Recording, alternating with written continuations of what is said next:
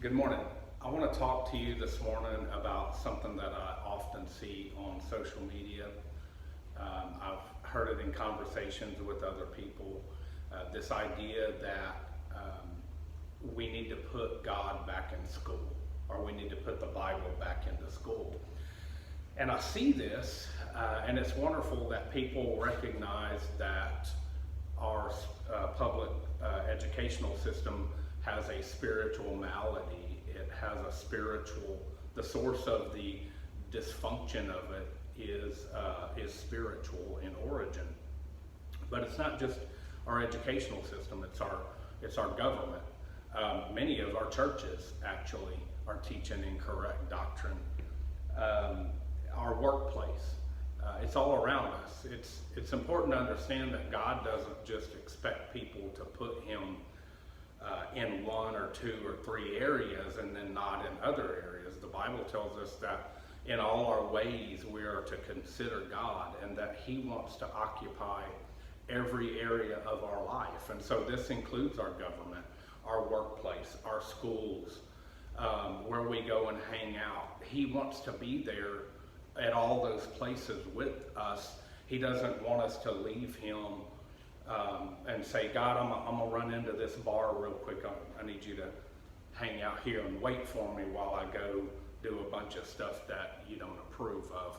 And then I'll be back, and when I wake up in the morning hungover, then I'll get right with you, and I'll promise you never to do it again. So he wants into all areas of our life. And so I keep hearing this about, well, we need to put God back in school. We need to put the Bible back in school. And that's all wonderful, but I don't ever see a solution on how we're supposed to do that. So recognizing that there's an issue, but not providing a solution or a resolution is exactly the same thing as not doing anything about it. And so I want to provide the solution for us today. The problems in our school and government and our workplaces, if it's an unchristian place, those are symptoms. Those aren't origin sources of the problem. The problem doesn't originate at the school.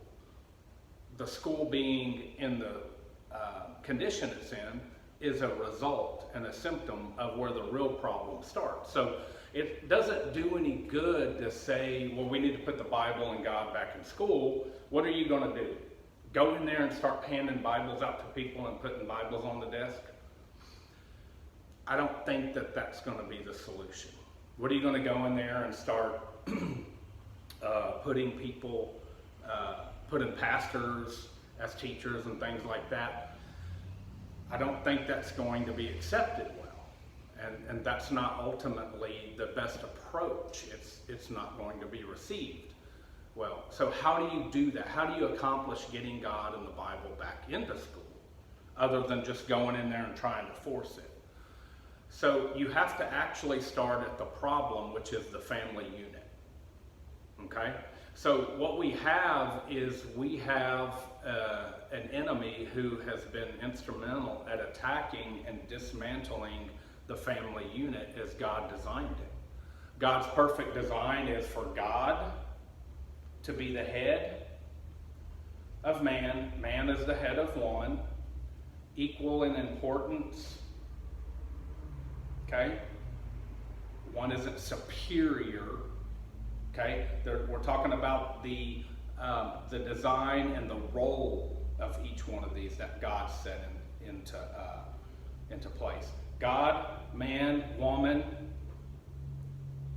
And in fact, I want to touch on that very quickly, what it actually means to be the head of woman. It's not a dictator, it's actually a position of accountability. God didn't put the man to be the head of the woman to be her dictator. He put the man as the head of the woman to be accountable and to answer to God for the health of that relationship. Okay? And then you have God, man, woman, and then the children and everything else. So the healthy family unit is that.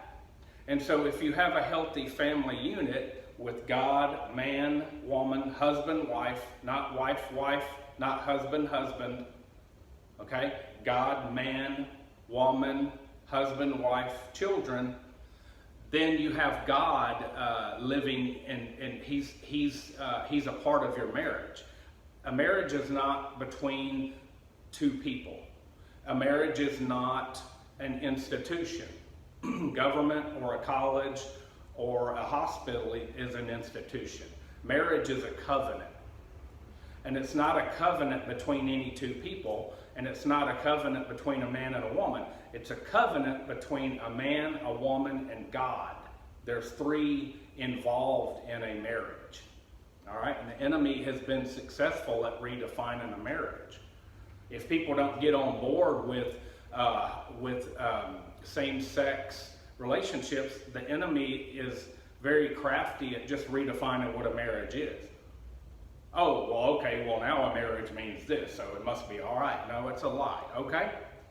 God, man, woman, children, you have God as the center of that family, and guess what now happens? Now, when those children go to school, guess who they're taking with them? They're taking the idea and the knowledge of godly morals and standards. They're taking God with him into that public school or even that private school. That's how you get God back in school. Your children, they attend church with you. They learn about the Bible. They learn about God's Word. That's how you take the Bible back into school. If you're a teacher, if you're a woman in that healthy family unit and you go to school to teach, guess what you're doing? You're taking God and the Bible into that school. If you're a man, the husband, and you're a teacher, same thing. You're taking God into that school.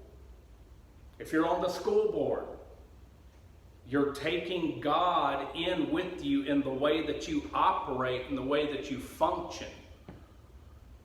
So that is how you get God back into school, is you put him back in your family unit first, and then you take him, listen, not only to school, but to work. Maybe you're not a school teacher. You take him to work with you. Now your workplace is more godly. You take him to the voting booth with you. Now you're voting for godly leaders and elected officials. You take him to work with you if you work for the government. Now you're taking God into government. We were never meant to keep Christianity out of government. The idea is to keep government out of Christianity. And so the way that you take God and put the Bible back in every area is you've got to put him into your family unit first, and you take him with you everywhere you go. So I want you to think about that. It's nice to have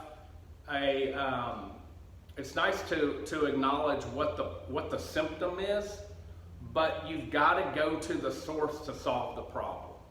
The problem in this nation, in every single part of it, every single area that we have disorder and dysfunction, is a spiritual malady, a spiritual matter.